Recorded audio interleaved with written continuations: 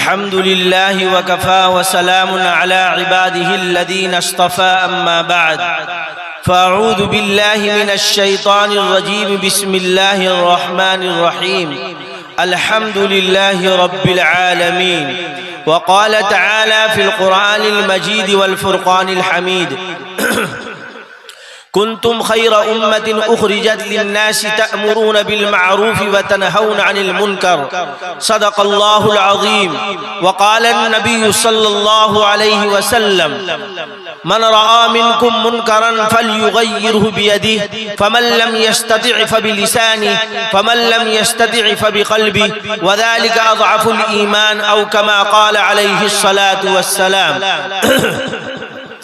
اللهم صل على محمد وعلى آل محمد كما صليت على إبراهيم وعلى آل إبراهيم إنك حميد مجيد اللهم بارك على محمد وعلى آل محمد كما باركت على إبراهيم وعلى آل إبراهيم إنك حميد مجيد میرے محترم بزرگوں دوستو، اللہ کا بیش بہا انعام و اکرام ہے کہ اللہ نے ہم سب کو دین کی بات سننے کے لیے دین کی مجلس میں آنے کی سعادت نصیب فرمائی ہے۔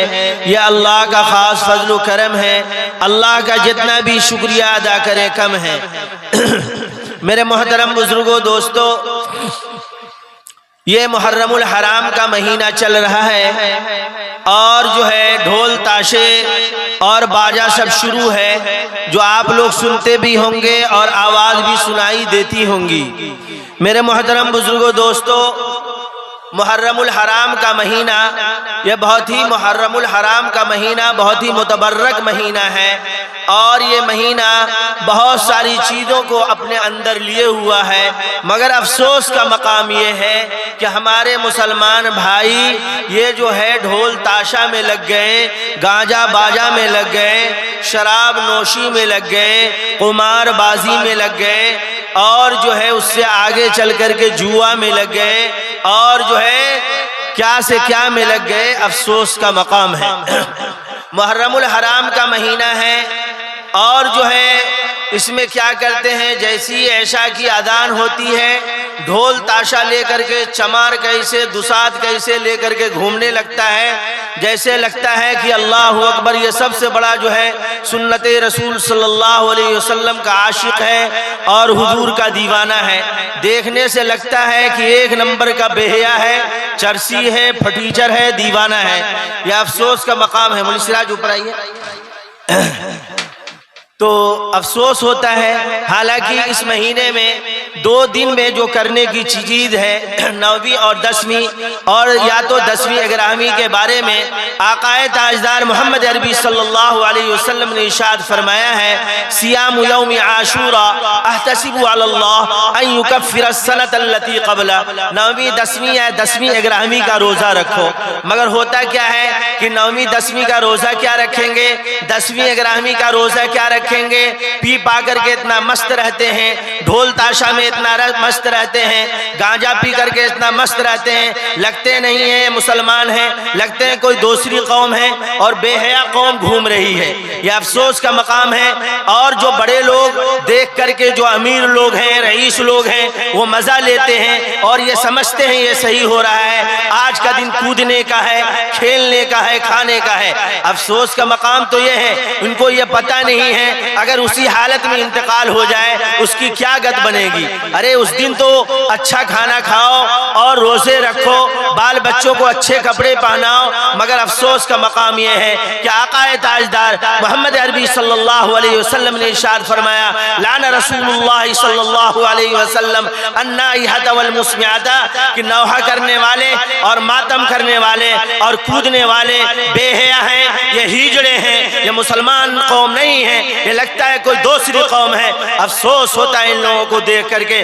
توبہ اور چلہ کرنے کی ضرورت ہے کہ آپ توبہ اور چلہ کریں۔ ارے اس دن میں تو یہ کرنا چاہیے، قرآن کی تلاوت جتنا زیادہ ہو سکے کریں، استغفار جتنا زیادہ ہو سکے کریں، درود شریف جتنا زیادہ ہو سکے پڑھیں، اور آقا پہ درود پڑھیں، استغفار پڑھیں، قرآن کی تلاوت پڑھ کر کے سیدنا امام حسین رضی اللہ تعالی عنہ کو ایصال ثواب پہنچائیں، تمام نبیوں کو ثواب پہنچائیں، تمام امت کو ثواب پہنچائیں، مگر الٹے ہی چال چلتے ہیں دیوانگان عشق، آنکھ بند کرتے ہیں دیدار کے لیے۔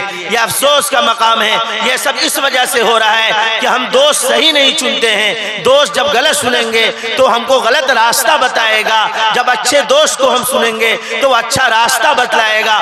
ہو کیا رہا ہے کہ نفس شیطان سے بڑا جو دشمن ہے وہ ہمارا نفس ہے، اور نفس جو ہے یہ بہت بڑا دشمن ہے۔ آپ کو معلوم ہونا چاہیے نفس ہی کی وجہ سے عزازیل کو جو ہے شیطان کا لقب ملا، اور اللہ نے قرآن مجید میں ارشاد فرما دیا فَخْرُجْ مِنْهَا فَإِنَّكَ رَجِيمٌ إِنَّ عَلَيْكَ لَعْنَتِي إِلَى يَوْمِ الدِّينِ۔ تم مردود اور ملعون ہو، میں تم کو کہہ رہا ہوں آدم علیہ السلام کا سجدہ کرو، اور تم انکار کر رہے ہو، میں تمہیں رادِ درگاہ کر رہا ہوں، تم جاؤ بھاگ جاؤ۔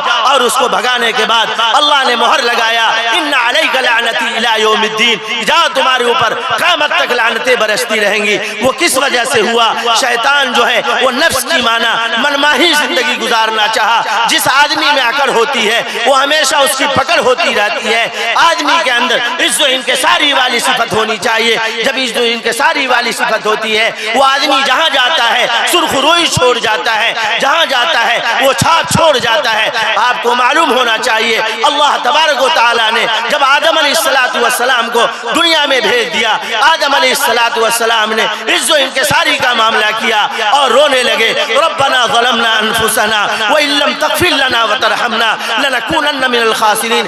اے میرے ربا، اے میرے رب، اے میرے مولا، اے میرے مولا حقیقی، ہمارے گناہ و خطاؤں کو معاف فرما۔ اگر تو معاف نہیں فرمائے گا تو ہم گھاٹا پانے والے میں سے ہو جائیں گے۔ اے اللہ، اے کریم آقا، ہمارے غلطیوں کو معاف فرما۔ یہاں دیکھیے عز و انکساری والی صفت ہے، تو اللہ نے ان کے توبے کو قبول کیا، اور اللہ نے دیکھیے کتنا جو ہے نوازا ہے۔ میرے محترم بزرگوں دوستو، وہیں دیکھ لیجئے شیطان کے اندر اکڑ ہے تو اس کا نام جو ہے شیطان رکھ دیا گیا۔ اس کا نام طاؤس الملائکہ تھا، شیطان رکھ دیا گیا۔ سارے لوگ اس کو کہتے ہیں، کوئی بھی معاملہ ہوتا ہے کہتا ہے شیطان بہکا دیا۔ یہ کہیے جو محرم الحرام میں ڈھول تاشا بجاتا ہے وہ شیطان کا چچا ہے کہ نہیں؟ شیطان سے بڑھا ہوا ہے کہ نہیں؟ میں کہتا ہوں کہ اب خس ہے، یہ گیا گزرا ہے، شیطانوں سے بھی گیا گزرا ہے۔ افسوس کا مقام ہے ان لوگوں کے جو ڈھول تاشے بجتے ہیں یہ عیاش لوگ ہیں، قوم کے بھڑوے لوگ ہیں، قوم کے دلے لوگ ہیں۔ اگر یہ لوگ صحیح ہوتے، ان لوگوں کو شرم و حیا ہوتی، اپنے ماں بہنوں کو کوئی گھر سے باہر نکالنا گوارا کرے گا؟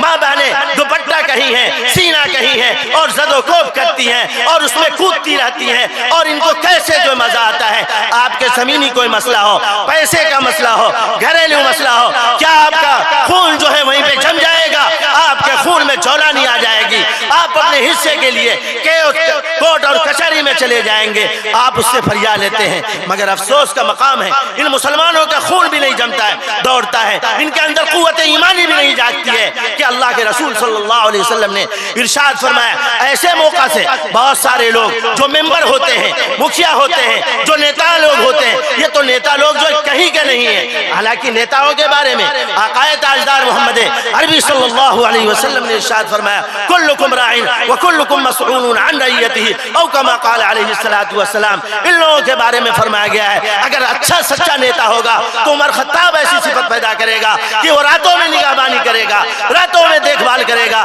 گھر میں چولہا نہیں جلتا ہے اس کے گھر کو چولہا کو جلائے گا، گھر میں جو ہے اگر جو ہے کھانے کی ضرورت ہے کھانا پہنچائے گا۔ مگر یہاں تو لوگ عزتوں کو نیلام کرنے کے لیے، ووٹ کے خاطر، بینک بیلنس کے خاطر ایسی حرکتیں کرواتے ہیں۔ افسوس کا مقام ہے کیا یہ لوگ اگر کھڑے ہو جائیں کہ نہیں محرم کا ڈھول نہیں بجے گا، محرم کا تاشا نہیں بجے گا، اس لیے کہ ڈھول تاشا کیا کسی کا باپ مر جائے، کسی کا دادا مر جائے، کسی کی بہن مر جائے، کسی کی ماں مر جائے، اس دن میں کوئی ڈھول بجانا گوارا کرے گا؟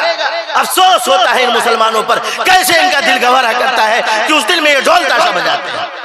سیدنا حسین کی قربانی دی جا رہی ہو، سیدنا حسین کی قربانی لی جا رہی ہو، اس دن ڈھول تاشے سے اس کی سواگت کریں گے؟ یہ افسوس کا مقام ہے۔ یہ سب کیوں ہو رہا ہے؟ ہم لوگ جان نہیں رہے ہیں۔ اللہ تبارک و تعالیٰ قرآن مجید میں ارشاد فرمایا تمام تعریفیں اللہ کے لیے ہیں جو تمام عالم کا رب ہے۔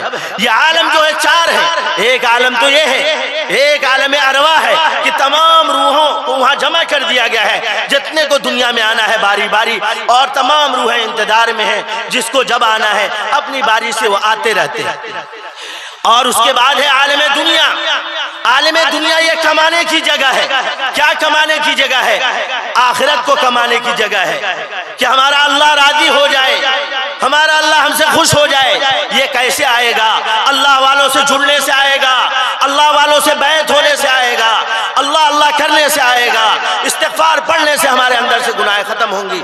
افسوس کا مقام یہ ہے, ظہر کی اذان ہوتی ہے 2 آدمی رہتے ہیں, فجر میں جو مسجدیں خالی رہتی ہیں جمعہ میں بھرے رہتے ہیں. کیسے مسلمان ہیں؟ یہ سب اس وجہ سے ہو رہا ہے کہ جو ہے نہ مدرسے کا ہم منہ دیکھ رہے ہیں, نہ خانقاہ کا منہ دیکھ رہے ہیں, نہ کسی اللہ والے سے بیعت ہو رہے ہیں, نہ ہم بیعت کو سمجھتے ہیں. ارے بیعت کہتے ہیں مرید ہونے کو, آپ مرید ہو جائیے, اپنا سرپرست مقرر کر لیجئے. نہیں, ہم انشاءاللہ ثم انشاءاللہ اس اللہ والے کی بات مان کر کے کریں گے, چاہے کامیابی ہو چاہے ناکامیابی ہو. یہ دنیا کمانے کے لیے ہے. اللہ نے قرآن مجید میں ارشاد فرمایا, ان اللہ اشتری من المؤمنین انفسهم واموالهم بان لهم الجنہ.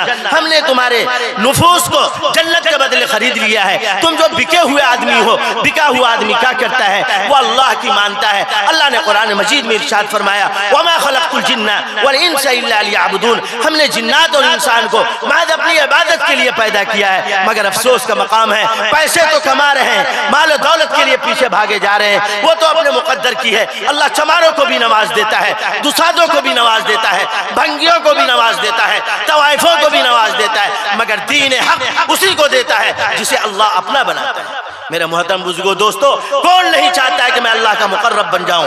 کون نہیں چاہتا میں اللہ والا بن جاؤں؟